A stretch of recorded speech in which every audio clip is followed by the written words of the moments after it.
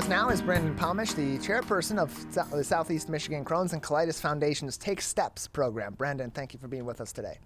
Thank you, Tyler, for having me. Appreciate having you on. So first off, can you just give us a little bit of information and background on the Southeast Michigan Crohn's and Colitis Foundation, the work that it does, and of course the Take Steps program? Yeah, certainly. So the Crohn's and Colitis Foundation, it's a national organization in most states. It's a phenomenal organization that connects patients with providers, helps fund cures and trials, and does just a fantastic job at supporting patient care with those who are infected with IBD. And so for those that aren't familiar, what is Crohn's Sure. or colitis, and how does that affect somebody? Sure. So Crohn's and colitis, they're related and they're not related. So I'm not a doctor, so I'm not going to pretend to be one, but I am a patient, so I know what I know. So your GI tract starts basically in your mouth, and it goes all the way to the other end. And it is inflammation inside of your GI tract. So it's an autoimmune disease. And basically your body thinks that it's fighting off something and starts to, how do I put it, send proteins that, think of it as like an engine in neutral, and you're pressing down on the pedal. That's basically what your body thinks is going on inside of your GI tract. So it inflames the GI tract and causes all sorts of conditions and problems that people have to deal with. It's a very, we call it a silent disease because it's not visible, and it can infect anybody. And so often we hear about those getting diagnosed with Crohn's or colitis, getting diagnosed later on in their life or in their middle ages. For you, you were diagnosed, according to my notes from our producer, at a younger age, but in early adulthood. Can you tell us about your experience going through the diagnosis, and what sort of treatment you undergo in order to live your life as comfortably as possible with this condition? Sure. Yeah. So never had any issues growing up. I ate what I wanted. I drank what I wanted. I put into my body whatever, I felt was appropriate at the time. Never really thought about how it would affect my body. And in 2014, I developed an abscess in the perianal region. And the abscess was about the size of a quarter, and an abscess is basically a collection of fluid. And think of it as a pimple, but a quarter size big. And the buildup of fluid got to the point where I could barely walk. So I went and I saw a urologist because it was near that region. Urologist sent me to a colorectal surgeon, and the colorectal surgeon diagnosed me with having an abscess and immediately went in for surgery to cut the abscess.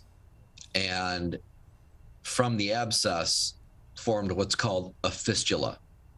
And the fistula is a connection from one organ to another. So a lot of people get mouth fistulas or oral fistulas. This fistula was from the inside of my intestines out through the anal region. And uncomfortable as it may sound, it was that uncomfortable going in and having to surgically remove the abscess. And now, as a result of that, create this fistula. So it was caused by a disruption, inflammation inside of the GI tract.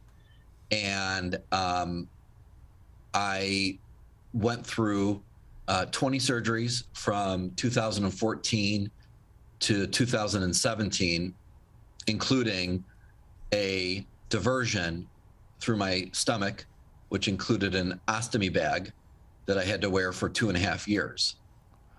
I'm Do you know what an ostomy bag is? I don't know. Can you tell us what that is? I mean, you're wearing this Sure. for 2 years. That'd be something significant.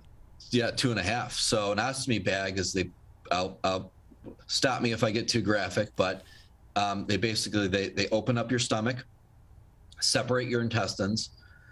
They tie up the part that goes back inside of you. They take the other part that goes from your mouth to the other side that they separated, pull it outside of your stomach, flap it over, suture it on your stomach, and then they put a bag over it. So that's where I went number 2 for 2.5 years. So you have no control over your bowel movements. So I didn't go to the bathroom for 2.5 years. Wow. So whenever I ate, I had to be very careful what I ate, because if I ate something such as raw vegetables, it would cause havoc inside of this bag.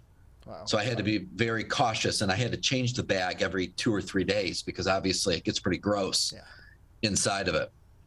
So, so I did that for 2.5 years, and after about the 2-year mark, 1.5-year mark, had been through 12, 13 surgeries at that point, and had gotten fed up with it. There was no answers here. They couldn't. There was no medical procedure or medicine that was healing these fistulas now that had multiplied underneath my scrotal area.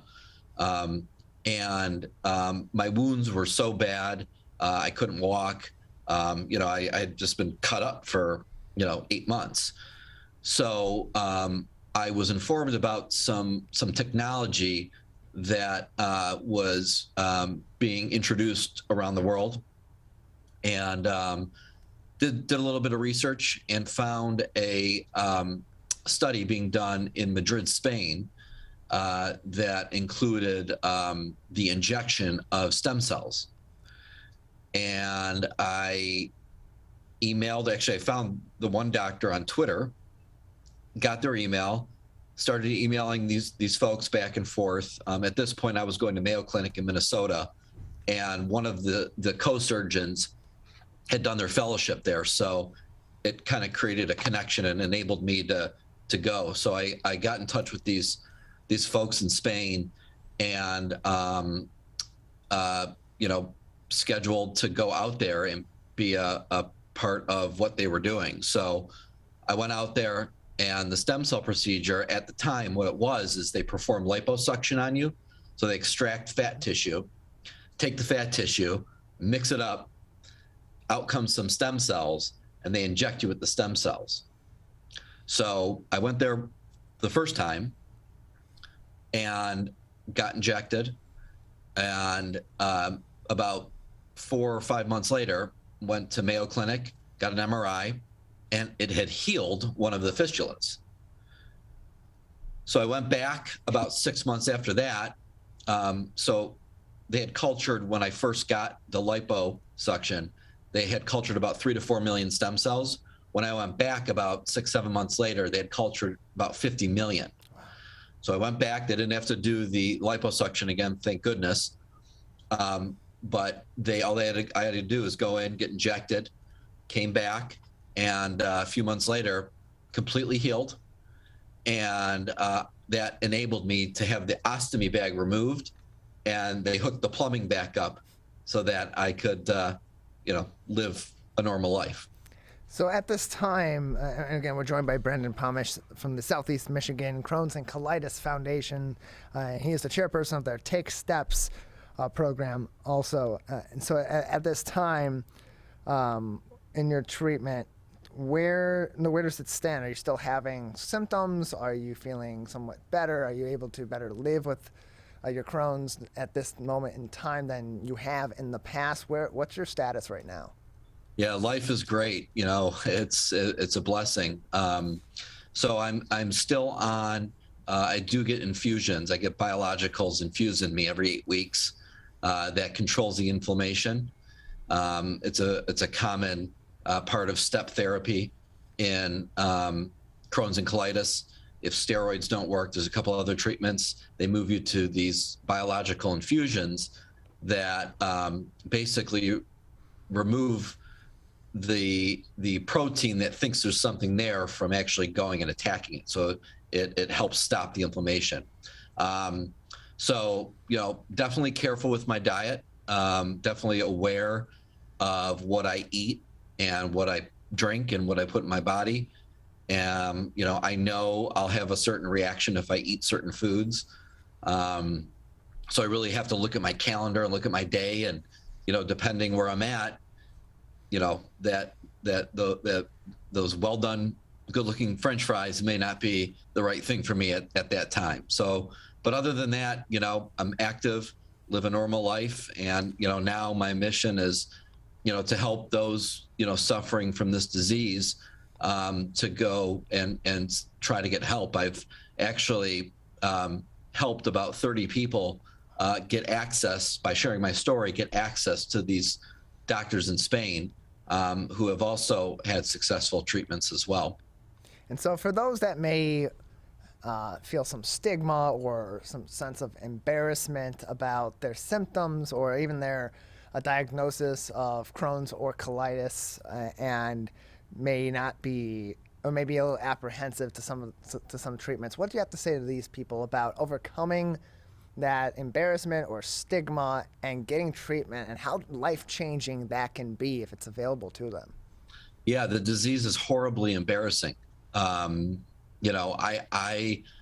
couldn't imagine being an infant or, a toddler or a middle school or high school student going through what I went through and having the peer challenges that would introduce. I can't even fathom it. And part of my motivation for getting involved was to help the pediatric side, because, I just, while I was going through what I was going through, I joined some Facebook groups for, patients with Crohn's and colitis and fistulas. And I was connected to a lot of people, and a lot of the people had children who were going through what I went through.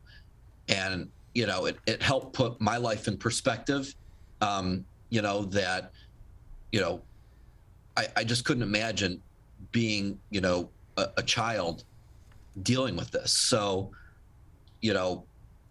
part of what I do is outreach through the program and just on my own, to have people reach out, male, female, to talk about the uncomfortable, discussions that one has to have about their bowels. It's not a comfortable thing to talk about.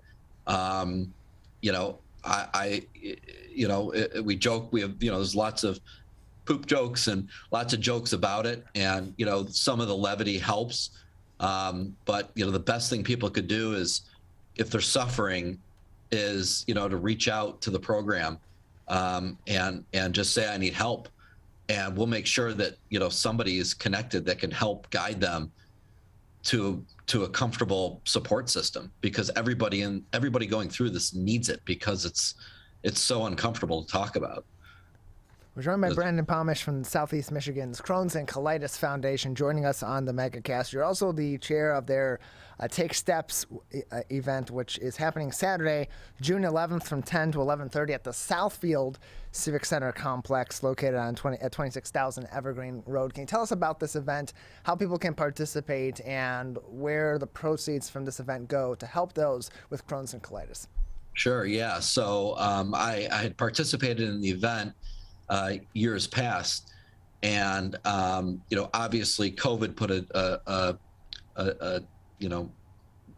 didn't help the cause the last couple of years, because everybody was home or in hiding and didn't want to congregate.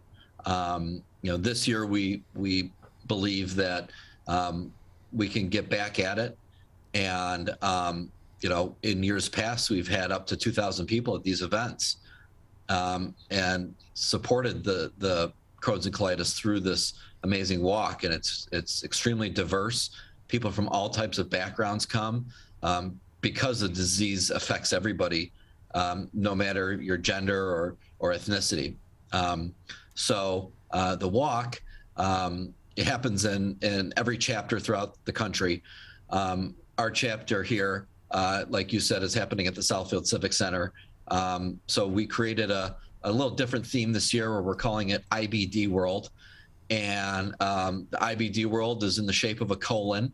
And throughout the shape of the colon, we're going to have different services and different attributes to Crohn's and colitis, such as doctors, nurses, psychologists, nutritionists, different patients and their groups, infusion clinics, all sorts of different resources. We want to, this event is not as exclusive as some of the other chapter events. This event is more grassroots, open to everybody.